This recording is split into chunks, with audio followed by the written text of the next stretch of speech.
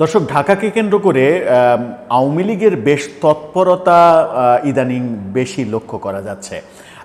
Jugantor, NTV সহ কয়েকটি গণমাধ্যম যে আশঙ্কার বার্তা দিয়েছিল যে আওয়ামী লীগ সেপ্টেম্বরকে কেন্দ্র করে পরিস্থিতি উত্তপ্ত করার পরিকল্পনা করছে এবং বড় ধরনের একটা শোডাউনের চেষ্টা করছে, তখন ছোট ছোট করে আওয়ামী লীগের নানা রকমের শোডাউন, আওয়ামী লীগ ছাত্রলীগের নানা রকমের শোডাউন আমরা রাজধানীতে দেখতে পাচ্ছি, যার ফলে পুলিশও অনেক বেশি তৎপর হয়েছে। গতকালকে একটা শোডাউন তারা বোধহয় ভণ্ডুল করে দিতে পেরেছে এমনটা পুলিশের দাবি, সেটা ধানমন্ডি এলাকায়, এবং সেখান থেকে বেশ কয়েকজনকে গ্রেপ্তার করা হয়েছে। তারা কারা? তারা কি সাধারণ আওয়ামী লীগের সমর্থক নাকি আওয়ামী লীগের নেতা পর্যায়ের কেউ সেটা একটু বুঝে ওঠার চেষ্টা করব। পুলিশের এই অভিযান শেষ পর্যন্ত কোন দিকে যাচ্ছে, আওয়ামী লীগের পরিকল্পনা বাস্তবায়ন আদৌ সম্ভব হবে কি না, তাদের পক্ষে যখন পুলিশ অনেক বেশি সচেতন মনে হচ্ছে, বাস্তবতা কি দাঁড়াচ্ছে তাদের জন্য, সেটা বোঝার চেষ্টা করবো এই ভিডিওতে। থাকবেন পলিটিক্স টিভির নিয়মিত আয়োজনে।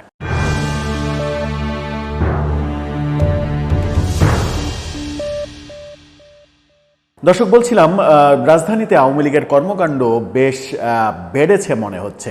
গত কয়েকদিনে ধানমন্ডি, বনানী সহ গুলিস্তান সহ বেশ কয়েক জায়গায় ঝটিকা মিছিলের ঘটনা আমরা দেখেছি। ধানমন্ডি, বনানীর ঘটনায়, গুলিস্তানের ঘটনাতেও একাধিক জনকে গ্রেপ্তার করেছিল পুলিশ, সেই ব্যাপারও আমরা দেখেছি। আমরা এটাও জেনেছি পুলিশের মাধ্যমে, পুলিশের যে ভাষ্য, যে ধানমন্ডিতে যে মিছিলটা তারা করেছিল ধানমন্ডি 27 নম্বর রোডেই সম্ভবত, সেখান থেকে একজনকে গ্রেপ্তার করে পুলিশ নাকি ভেতরের অনেক তথ্য পেয়েছে এবং আওয়ামী লীগের কর্মপরিকল্পনা, বিশেষ করে সেপ্টেম্বর জুড়িয়ে যে কর্মপরিকল্পনা, সেই কর্মপরিকল্পনা সম্পর্কে একটা বিশদ ধারণা পেয়েছে। সেখান থেকেই পুলিশ মনে করছে যে সেপ্টেম্বর মাসকে টার্গেট করেছে আওয়ামী লীগ। এবার দেখা গেল যে ধানমন্ডি এলাকা থেকে তারা অন্তত 8 জনকে গ্রেপ্তার করলো যখন তারা নতুন শোডাউনের প্রস্তুতি নিচ্ছিল। গতকালকে এই ঘটনাটা ঘটেছে এবং গতকালকে একেবারে ভোর থেকে রাত পর্যন্ত বিভিন্ন জায়গায় অভিযান চালিয়ে এই 8 জনকে গ্রেপ্তার করা হয়েছে এবং পুলিশ দাবি করছে ধানমন্ডি এলাকায় নতুন একটা শোডাউনের পরিকল্পনা হচ্ছিল এবং সেই পরিকল্পনার পরিকল্পক সহ 8 জন নেতাকে তারা গ্রেপ্তার করেছে। কারা গ্রেপ্তার হলেন, গণমাধ্যম যেটা বলছে, চ্যানেল 24 এই খবরটা ছবি সহ নিশ্চিত করছে। সেখানে বলা হচ্ছে, ধানমন্ডিতে কার্যক্রম নিষিদ্ধ আওয়ামী লীগের ঝটিকা মিছিল পরিকল্পনাকারী সহ 8 জন গ্রেপ্তার। সেখানে 8 জনের ছবিও দেয়া হয়েছে। সেই খবরে যেটা বলা হচ্ছে সেটা হচ্ছে রাজধানীর ধানমন্ডিতে ঝটিকা মিছিলের পরিকল্পনার সঙ্গে জড়িত থাকার অভিযোগে 8 নেতাকর্মীকে গ্রেপ্তার করেছে ডিবি পুলিশ। এদের মধ্যে মিছিলের অন্যতম আয়োজক মোহাম্মদ সজিবুল ইসলাম হৃদয়, 23 বছর বয়স্ক তরুণ এবং ঢাকা শহরের বিভিন্ন থানার ছাত্রলীগ ও স্বেচ্ছাসেবক লীগের সদস্যরা রয়েছেন। ডিবি জানাচ্ছে, গ্রেপ্তারকৃতরা সংঘবদ্ধভাবে আইনশৃঙ্খলা পরিস্থিতি অস্থিতিশীল করা, রাজধানীতে ঝটিকা মিছিল সহ জনমনে আতঙ্ক তৈরি করার নানা রকমের কর্মকাণ্ড পরিকল্পনা করছিল। এই তথ্য গণমাধ্যমকে নিশ্চিত করেছেন ডিএমপির মিডিয়া অ্যান্ড পাবলিক রিলেশনস বিভাগের উপকমিশনার ডিসি মোহাম্মদ তালেবুর রহমান। গ্রেপ্তার যারা হয়েছেন যে 8 জন, তাদের মধ্যে রয়েছেন সজিবুল ইসলাম হৃদয় ধানমন্ডির, আবদুল্লাহ বিন আজিজ ওয়ারি থানা ছাত্রলীগের সহসভাপতি, মোহাম্মদ রায়হান ওরফে পলিন লালবাগ থানা স্বেচ্ছাসেবক লীগ কর্মী, মোহাম্মদ শাহাদত হোসেন খোকা পল্টন থানা আওয়ামী লীগের ত্রাণ ও সমাজ কল্যাণ কেন্দ্রীয় উপকমিটির সদস্য, মোহাম্মদ আমিনুর রহমান মানিক শেরেবাংলা নগর স্বেচ্ছাসেবক লীগের যুগ্ম সাধারণ সম্পাদক, মোহাম্মদ জামিল হোসেন পলাশ কলাবাগান থানা আওয়ামী লীগের সভাপতি, মোহাম্মদ গোলাম মোস্তফা শরীয়তপুর সদর থানার আওয়ামী লীগের সম্পাদক, নিকলির মানুষ তিনি মূলত। এছাড়া কারার শাহরিয়ার আহমেদ ও নিকলি থানা ছাত্রলীগের তিনি সাধারণ সম্পাদক সম্ভবত, না, ছাত্রলীগের সাবেক সভাপতি ও চেয়ারম্যান। দিনভর রাজধানীর বিভিন্ন এলাকায় পৃথক অভিযান চালিয়ে তাদেরকে গ্রেপ্তার করা হয়। ভোর 4টার দিকে ধানমন্ডি থেকে সজিবুল ইসলাম হৃদয়কে গ্রেপ্তার করা হয়। সকাল 7টায় ওয়ারি থেকে আবদুল্লাহ বিন আজিজকে, রাত 8টায় লালবাগ থেকে রায়হান ওরফে পলিনকে, রাত 1:30টায় পল্টন থেকে শাহাদাত নবী খোকাকে, রাত 11টা 20 শেরেবাংলানগর থেকে আমিনুর রহমান মানিককে, রাত 3টার দিকে ধানমন্ডি থেকে জামিল হোসেন পলাশকে, রাত 11টা 45 কেরানীগঞ্জ থেকে গোলাম মোস্তফাকে, রাত 1:30টায় উত্তরা থেকে কারার শাহরিয়ার আহমেদকে গ্রেপ্তার করে এবং পুলিশ জানাচ্ছে এদের বিরুদ্ধে আইনানুগ ব্যবস্থা গ্রহণ করা হবে। গ্রেপ্তারকৃতদের 2 জন ছাড়া বাকি 6 জনই আওয়ামী লীগের বিভিন্ন পর্যায়ের বিভিন্ন জায়গার নেতা, মানে লিখিত নেতা পুলিশের দাবি মতে। এছাড়াও আমরা দেখেছি একদিন আগে, গত পরশুদিন রাজশাহী বিশ্ববিদ্যালয়ের ছাত্রলীগের সাবেক সাধারণ সম্পাদক তুহিনকে পুলিশ ঢাকা থেকে গ্রেপ্তার করেছে এবং মানে আওয়ামী লীগের লোকজন দাবি করছে, তাদের ফেসবুক পোস্ট থেকে জানা গেছে, মানে দেখলাম যে দাবি করা হচ্ছে যে তার বিরুদ্ধে কোনো অভিযোগ কিংবা মামলা কোনো কিছুই ছিল না। তবে এই যে মানে অভিযানগুলো, বেশিরভাগের নামেই কোনো মামলা কিংবা অভিযোগ নেই।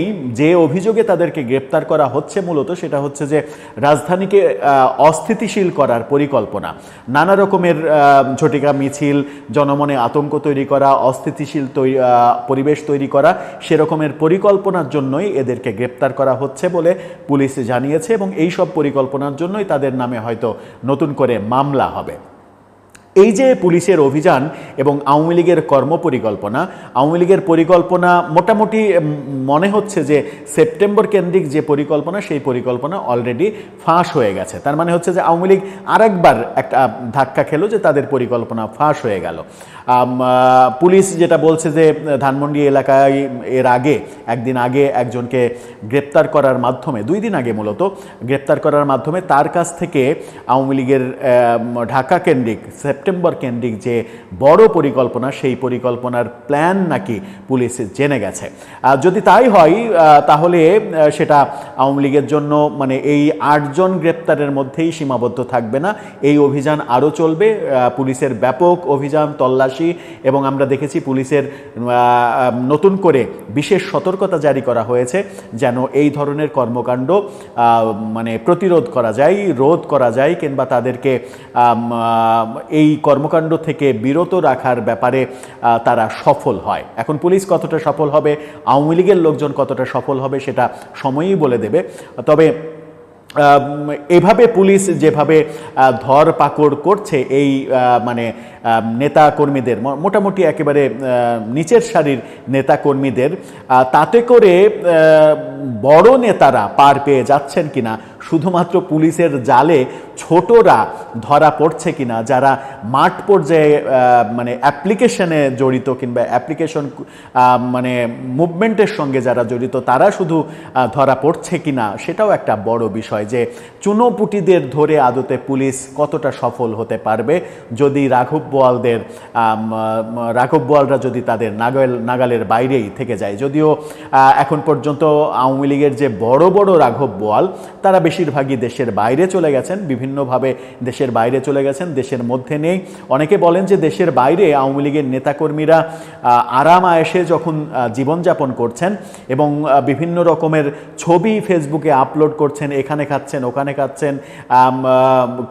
ভারত থেকে একজনের খবর আমরা একটা গণমাধ্যমে দেখলাম, ঠিক কোন গণমাধ্যমে এই মুহূর্তে খেয়াল হচ্ছে না, সম্ভবত আরাফাত এ রহমান, তিনি বিভিন্ন পার্লারে যে বিভিন্ন কর্মকাণ্ড করছেন, চুলের বিশেষ সেবা করছেন, ফেসের বিশেষ সেবা করছেন, এটা করছেন ওটা করছেন। এই খবরগুলো বিভিন্নভাবে গণমাধ্যমে এবং বিভিন্ন দিকে চর্চিত হচ্ছে যে আওয়ামী লীগের সাধারণ নেতাকর্মীরা যখন দেশে মার খাচ্ছে, পুলিশের গ্রেপ্তারের কবলে পড়ছে, তখন মোটামুটি নেতারা আয়েশি জীবনই যাপন করছে।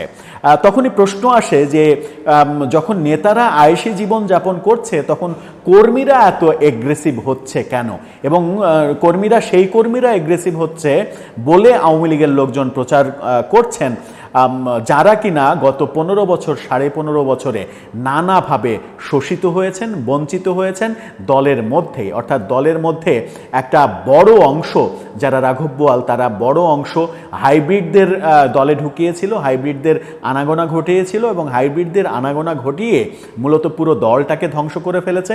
এবং দলের যারা প্রকৃত ত্যাগী নেতাকর্মী তাদেরকে মূল্যায়ন করা হয়নি। এই কারণেই দলের মধ্যে দলের নেতাকর্মীরা প্রচুর অপকর্মের সঙ্গে জড়িয়ে পড়েছে এবং তার শেষ পরিণতি এই গত বছরের আগস্টের 5 তারিখে যে পতন, সেই পতনের মাধ্যমে আমরা দেখেছি।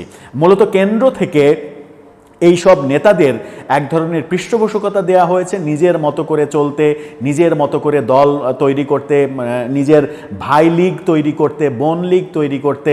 এই পৃষ্ঠপোষকতার কারণেই তৃণমূলে আওয়ামী লীগ শক্তি হারিয়েছিল এবং আওয়ামী লীগ রাজনৈতিক দল হিসেবে শক্তি হারিয়েছিল বলেই জুলাই আগস্টের যে আন্দোলন, সেই আন্দোলনে তারা রাজনৈতিকভাবে ব্যাপারটা মোকাবেলা করতে পারেনি, প্রশাসনিকভাবে মোকাবেলা করতে গেছে এবং প্রশাসনিকভাবে মোকাবেলা করতে গিয়েই সর্বনাশটা হয়েছে বলে অনেকে মনে করেন। দর্শক, আপনার কি মনে হয় পরিস্থিতি কোন দিকে যাচ্ছে? আপনার মতামত জানিয়ে লিখতে পারেন আমাদের কমেন্ট বক্সে।